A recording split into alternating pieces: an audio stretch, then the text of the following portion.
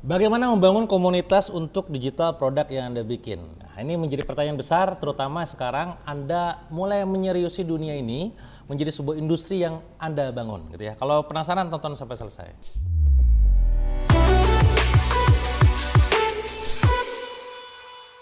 Jadi teman-teman semua, mungkin kalau cuma sekedar pengen bikin satu digital produk, itu gak perlu komunitas yang terlalu rumit gitu kan. Cukup bikin ebook, launching, tinggalkan selesai, beres gitu ya. Tapi kalau kita pengen mulai menyeriusi ini, serius nih ceritanya nih, bahwa setiap tahunnya saya akan meluncing katakanlah minimal 12 ebook misalkan setiap bulan satu, atau mungkin katakanlah minimal dalam setahun saya akan meluncing 4 atau 6 e-course gitu ya, setiap 2 bulan atau setiap 3 bulan. Kayaknya di sini Anda mulai harus berpikir strategi jangka panjang. Dan salah satu pilar yang perlu Anda bangun adalah community ataupun komunitas. Nah, maka pada saat Anda mulai berpikir bahwa ini menjadi industri yang perlu saya seriusi, ini harus jangka panjang, maka komunitas harus perlu disiapkan dari awal. Mulai dari namanya, mulai dari narasinya, mulai dari bagaimana cara dapetinnya dan semuanya. Beberapa catatan penting dari saya adalah buat Anda. Yang pertama adalah Anda harus mulai mampu mengubah mereka dari yang awalnya free list menjadi premium list. Caranya gimana, Kang? Caranya adalah dengan cara menjualinya. Ya, jadi ketika ada orang curhat kepada saya, Kang, ini gimana ya, follower saya masih 3.500, tapi saya tuh rada bingung nih, kira-kira saya perlu jualin atau udahlah fokus ke konten aja. Saya bilang, bahwa jualin saja. Karena pada akhirnya Anda bangun sosmed, tujuannya salah satunya adalah untuk bisa berjualan kan. Nah, maka jangan sampai tujuan utama Anda ya terkamuflasekan dengan Anda pengen cuma sekedar sharing gitu ya. Sharing tidak jadi masalah karena itu bagian dari giving value Anda. Tapi jangan lupa untuk mengkonversi dia dari free list menjadi premium list. Meta sendiri pernah mengatakan kepada kita bahwa ada 2 jenis karakter audiens buat mereka. Yang pertama adalah free attention ataupun orang-orang yang cuma modal gratisan, senang like, comment, share tapi gak pernah beli produknya gitu ya. Yang kedua adalah pay attention yang mereka suka bayar. Nah, tugas Anda adalah mengubah free menjadi premium, dari free menjadi pay gitu kan, yang mau bayar. Caranya gimana? Launching. Itu nomor 1. Mindsetnya ya. Kedua, teman-teman semua, Anda perlu mulai melakukan co-creation dengan mereka. Dalam arti apa? Pada saat bikin produk, e-book lah, e-course lah, kelas lah, webinar lah, tools lah, apapun itu, libatkan mereka dalam proses pembuatannya. Caranya gimana? Mulai tanya kira-kira apa yang mereka butuhkan. Kira-kira kalau bikin e-book lagi, e-course lagi, ada request khusus atau enggak? Kira-kira kalau temanya itu kira-kira judulnya apa? Ketika sudah mulai ketemu judul, kira-kira mock up covernya yang cocok yang mana. Pokoknya mas, setiap proses pembuatan produk itu libatkan mereka. Itu dalam istilah marketing namanya co-creation. Sehingga apa? Ketika mereka bawa, wih gila si ini, si Akang ini, si Mas ini, Mbak ini ngedengerin apa kata saya. Ini aku kemarin milih yang cover yang ini loh, aku kemarin setuju loh. Jadi pas launching tuh, wah ini punya aku. Seolah-olah memiliki ownership ada. Belilah dia akhirnya. Ini namanya proses co-creation. Mungkin Anda pernah dengar, Seth Godin pernah bilang bahwa jangan pernah cari pasar untuk produkmu, tapi carilah produk untuk pasarmu, kan begitu ya. Nah, maka poinnya adalah pasarnya dulu, baru produknya. Nah, ketika kita punya premium list, itu atau database kita, itu adalah aset berharga buat kita. Untuk kita dengerin, untuk kita libatkan, dan ujungnya apa? Untuk kita jualin gitu kan. Ingat, misi utamanya adalah menjuali mereka gitu ya.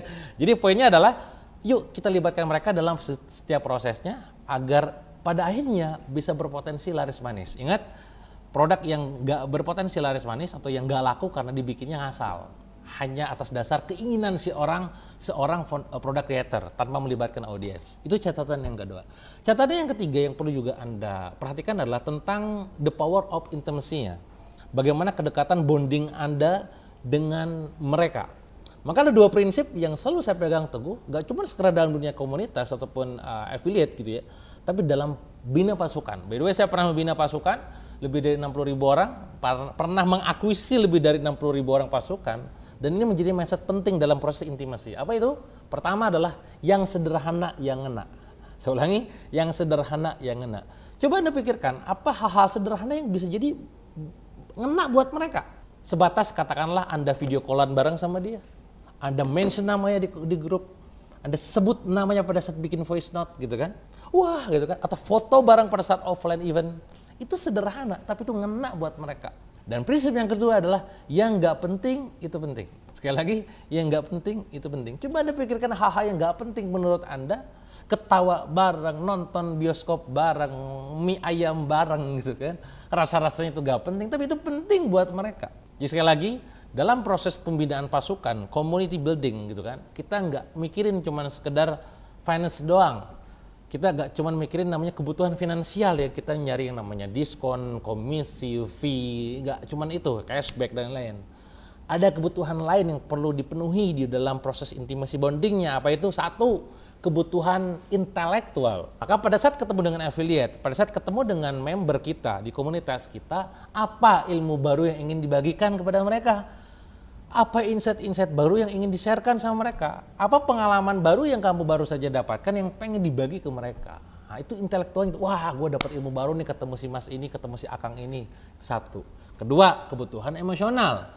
Kebutuhan emosional sesimpel tentang bahasa cinta, misalkan kalau dalam keluarga. Anda puji dia, Anda apresiasi dia, Anda panggil ke panggung, foto bareng, libatkan mereka. Gitu ya, bahasa cintanya katakanlah, memberikan dia hadiah, memberikan dia plakat. Ya. Sekarang kan eranya gitu ya, plakat. Itu kan tentang emosional.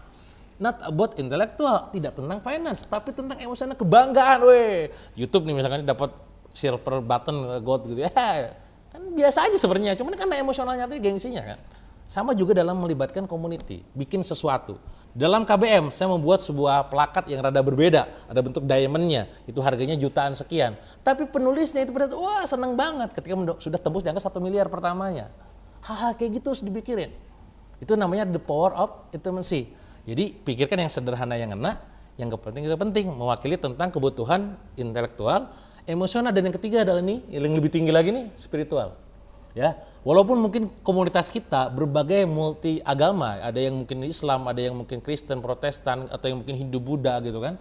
Gak peduli apapun agama mereka, tapi yang pasti spiritualnya kita bangun. Nilai-nilai keberagaman ini di bonding gitu kan. Partner saya by the way tidak hanya Muslim saja. Ada partner saya yang agamanya adalah non-Muslim, ada yang Islam, ada yang Hindu, ada yang Buddha, macam-macam. Tapi kita jalan aja gitu. Kenapa? Karena nilai value-nya sama. Kita pengen menjadi berkat buat banyak orang. Dalam Islam namanya keberkahan kan gitu. Dalam mereka kan berkat gitu. Gitu ya, bisa dipahami ya. Nah, ini yang harus Anda bawa. Ketika ngumpul sama mereka, kok kayaknya aku tuh semakin dekat dengan Tuhan. Itu dibangun. Bisa dipahami ya? Itu adalah tentang the power of intimacy. Dan yang terakhir adalah tentang esensi tribes itu sendiri. Bagaimana emang esensinya? Apa itu tribes? Tribes itu kayak ya komunitas lah. Perkumpulan gitu kan. Yang dimana ini dipopulerkan oleh Seth Godin juga, seorang pakar marketing juga banyak dikenal gitu ya. Nah, dalam tribes teman-teman, yang benar itu tidak hanya komunikasi antara leader dan juga membernya. Ada 3 arah komunikasi dalam tribes. Leader member, member leader, member dan member. Sekali saya ulangi, leader itu berarti ya foundernya, kitanya sebagai seorang pemilik komunitas, ke membernya, si member ke kitanya, jangan sampai kita susah diakses by the way kalau dalam tribes. Yang ketiga adalah membernya saling ngobrol. Nah, maka level tertinggi pada saat Anda bangun tribes adalah ketiga-tiganya terchecklist. Terjadi hubungan antara seorang founder dengan member, member dengan founder, dan member. Di grup itu aktif terus. Ini yang saya rasakan di berbagai macam platform saya. Walaupun kita nggak muncul, tapi saling support gitu kan. Ini mah udah ada di sini, coba cek deskripsinya, rame. Karena ada bagiannya. Oh, di perusahaan itu ada yang namanya community manager, ada yang ngurusin kayak begitu. Nah, ini adalah bekal buat Anda semua. Kalau Anda pengen mulai menyeriusi dunia digital dan pengen building community untuk jangka panjang. Tentu framework cara bangun produk digitalnya, cara bikinnya sudah saya tuangkan juga dalam ebook yang berjudul 100 juta per bulan dari produk creator. Kalau Anda saat ini belum membacanya ataupun memahaminya, pastikan dulu beli dulu nih ya. Caranya klik link yang ada di sini ataupun klik link yang ada di kolom deskripsi. Semoga itu membantu Anda semua dalam membuat sebuah produk digital yang laris manis di pasaran yang bisa menghasilkan ratusan juta setiap bulannya. Itu aja teman-teman ya. Kalau Anda mau nanyakan khusus, silakan komennya di kolom komen. Kalau Anda suka, di like dulu videonya. Dan pastinya subscribe terus supaya tidak ketinggalan video berikutnya. Sampai jumpa di video berikutnya.